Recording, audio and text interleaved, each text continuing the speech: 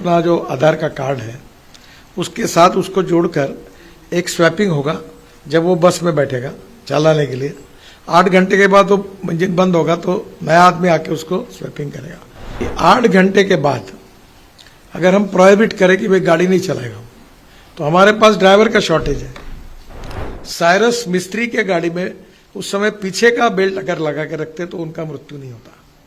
पिछले साल में तो बहुत सारे ब्लैक स्पॉट आपने चिन्हित भी करवाए थे, क्या उसकी कोई संख्या है अनुमानित और कुछ जगहों पे उनको दुरुस्त भी किया गया पिछले साल? देखिए, ये जो रोड एक्सीडेंट्स हो रहे हैं इसमें तो मैं भी बहुत संवेदनशील हूँ। अब देखो, आपको बताता हूँ, परसों राजस्थान में वो गैस सिलेंडर वाला हादसा हुआ तो मैंने हमारे सेव लाइफ फाउंडेशन की टीम को भेजा। कल उनका मुंबई में मुझे उन्होंने प्राथमिक जानकारी दी। अब दोनों जगह पर वो रिपोर्ट मुझे दे रहे हैं। तो हम लोग हर ऐसे बड़े एक्सीडेंट का अध्ययन करते हैं। अब एक्सीडेंट के बाद ध्यान में ये आया, हम एम्बुलेंस को तुरंत बुला लेते हैं। एम्बुलेंस में स्ट्रेचर होता है, ऑक्सीजन सिलेंडर होता है, सलाइन होता है, सब कुछ होता है। एम्बुलेंस के साथ क्रेन भी हमने कुछ जगह ये की है। पर एक प्रैक्टिकल अड़चन ये ध्यान में आई कि वहां ट्रक, बस जो होती है और कार अंदर जाके चपक जाती है और लोग उसमें फंस जाते हैं। तो चाहे डेड बॉडी हो चाहे जख्मी हो, उसको निकालने के लिए 3-4 घंटे लगते हैं।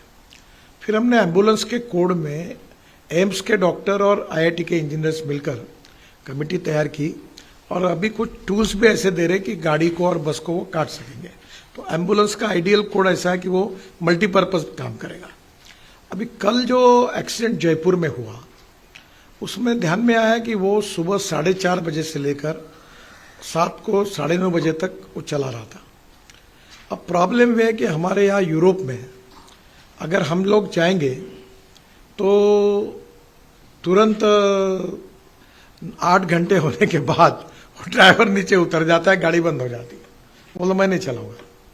तो अभी एक ऐसा सुझाव आया कि एक अपना जो आधार का कार्ड है उसके साथ उसको जोड़कर एक स्वैपिंग होगा जब वो बस में बैठेगा चलाने के लिए। 8 घंटे के बाद वो इंजन बंद होगा तो नया आदमी आके उसको स्वैपिंग करेगा। बाद में हमने आज ये 3 बड़े डिसीजन लिए हैं इलेक्ट्रॉनिक का यूज करके, ब्रेकिंग सिस्टम और ड्राइविंग सिस्टम में। उसको भी हम लोग टेक्नोलॉजी पॉइंट ऑफ व्यू जितना परफेक्ट कर रहे हैं। एक बात ध्यान में आ रही कि ये मैंने आज विषय रखा और ये कि 8 घंटे के बाद अगर हम प्रोहिबिट करें कि भाई गाड़ी नहीं चलाएगा तो हमारे पास ड्राइवर का शॉर्टेज है। तो ये थोड़ा सा प्रॉब्लम भी बड़ा सब दृष्टि से विचार करना पड़ेगा। तो मैंने आप स्टेट ट्रांसपोर्ट वालों को, मंत्रियों को कहा कि आप लोग भी विचार करिए, इधर जाएंगे तो ये नुकसान, इधर जाएंगे वो नुकसान। तो एक तो बड़े प्रमाण पर ट्रेन प्रशिक्षित ड्राइवर तैयार करेंगे और धीरे धीरे हमको कहीं ना कहीं मर्यादा लानी पड़ेगी।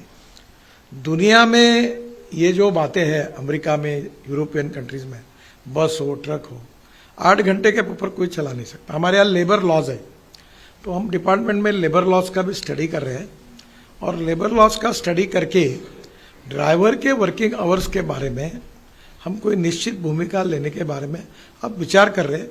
पर इसमें सभी स्टेक होल्डर्स का ओपिनियन लेने के बाद फिर फाइनल निर्णय करेंगे।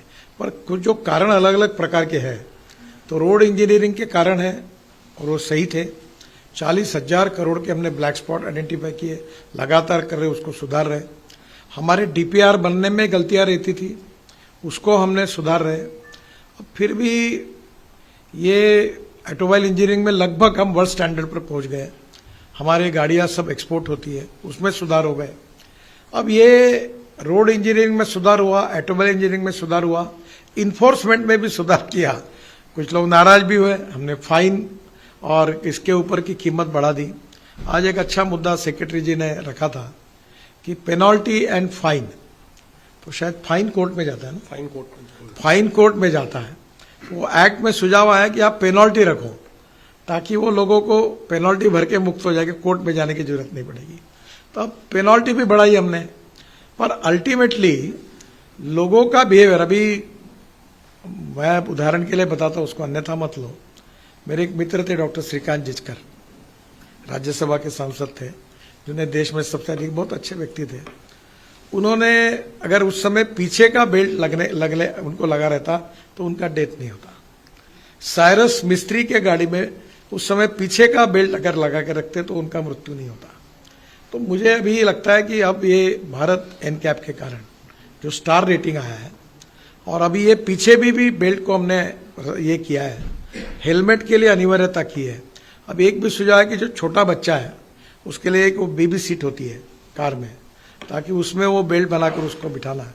तो हम लोग सोच रहे, पर एक तरफ ये भी सोचना पड़ता है कि हमारा देश आर्थिक दृष्टि से पर कैपिटा इनकम से कोई अमेरिका और यूरोपियन कंट्री के बराबर नहीं है, तो हमारे लोगों को कितना उसका चार्ज करना ये भी सामने है। फिर भी दोनों में से मार्ग निकालकर लोगों की सुरक्षा ये सर्वोपरि है। इसलिए अनेक उपाय योजना हम कर रहे हैं और लगातार समझकर जो भी सुझाव आते हैं वो करने की कोशिश कर रहे हैं।